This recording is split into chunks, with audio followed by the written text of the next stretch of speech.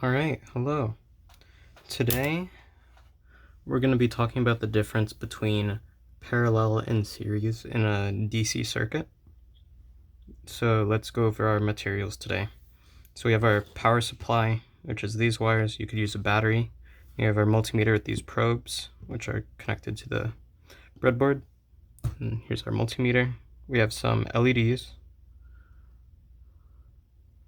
Then we have some 330 ohm resistors. A little set of them. I have two of them already on the breadboard and one LED.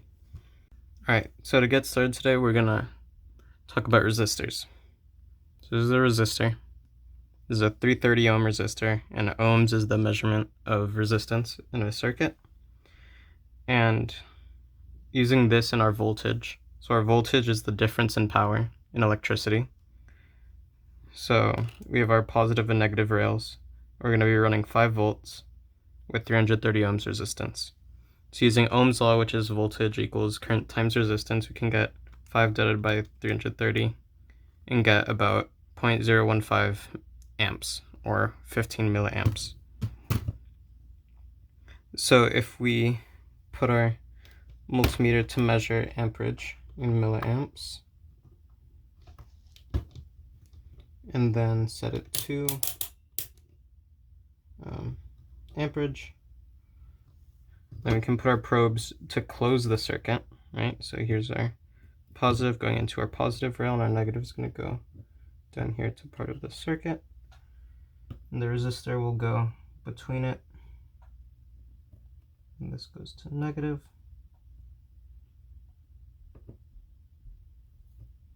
Then now we turn on the power supply. See, we get about 15 milliamps in our circuit. So now let's turn that off. So our power's off now. So that's what just one resistor in a circuit looks like. So now we're going to talk about the difference between a parallel resistance and series resistance. Alright, so here's what a series resistance circuit looks like. We have two 330 ohm resistors in series going from the positive over to a negative. So if we want to start off by measuring the resistance of the circuit, we can move this, unplug these, move this over to our resistance. Then we put one probe on one end and then the other probe on the other end. Then we turn on our multimeter. Then we see 660 ohms. So this is measuring in kilo ohms, so that's why there's a dot. So since we have 330 ohm resistors in series, when you put resistors in series, you add together the resistance. So that's why we get 660 ohms of resistance. There's some error just because these are cheap resistors.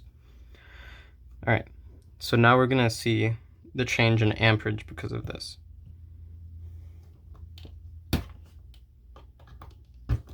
So if we do the same thing we did earlier with our calculator, we're doing 5 volts again. We're going to divide that by 660 ohms.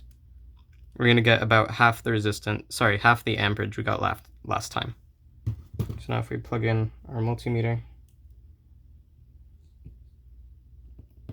to close the circuit, we move our multimeter to the amperage setting. We turn on the power.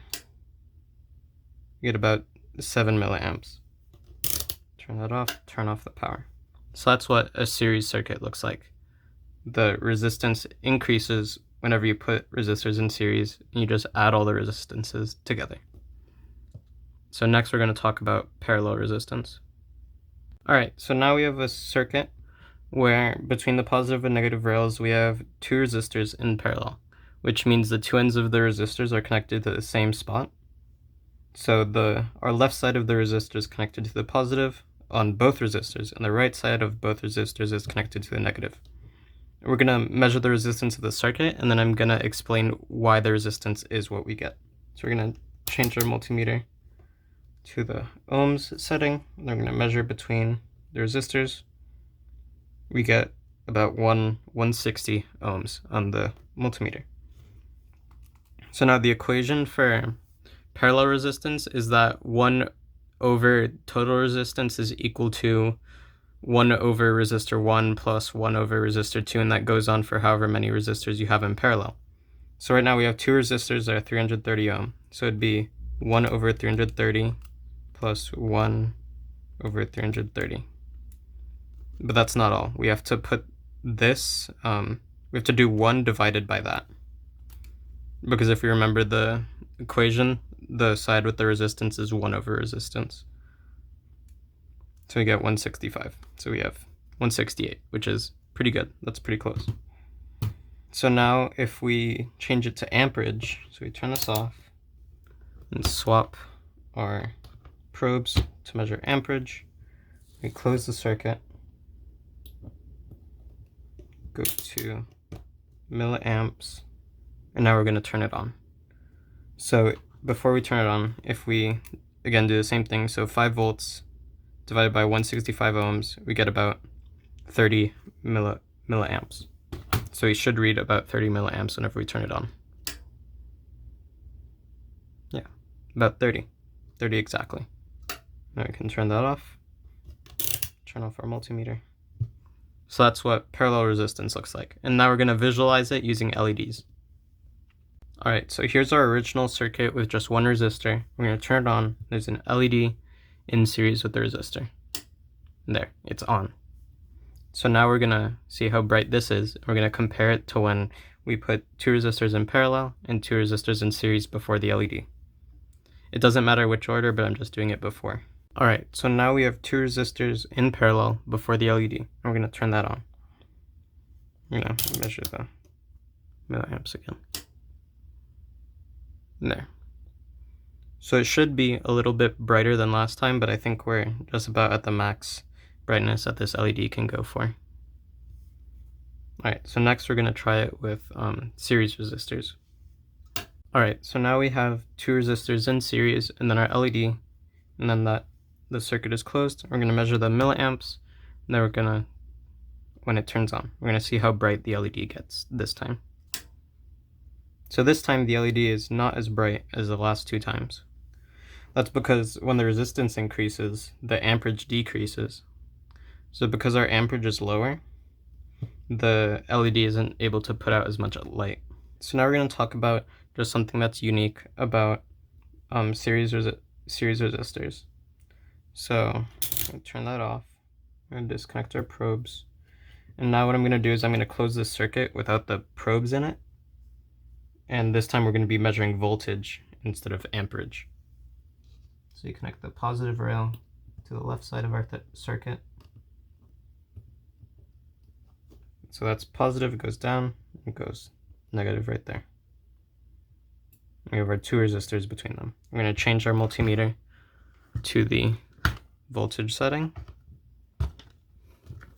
Then we're going to put our probes.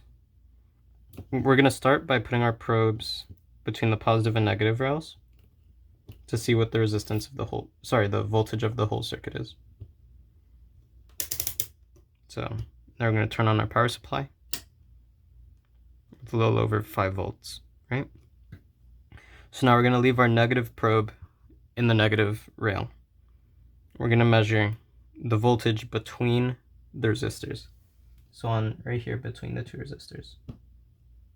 Alright, our voltage is 2.5 volts. But if we go back, this was 5 volts. So why is the voltage different whenever we put our probes between the resistors? So this is because as you go through the circuit, the potential energy is actually decreasing. And because the potential energy is decreasing, the voltage decreases. And you can find out what the voltage will be between resistors using Ohm's law, because we know the total amperage of the circuit would be 5 volts with 660 ohms resistance total. So we could put that into Ohm's law and get what the amperage is.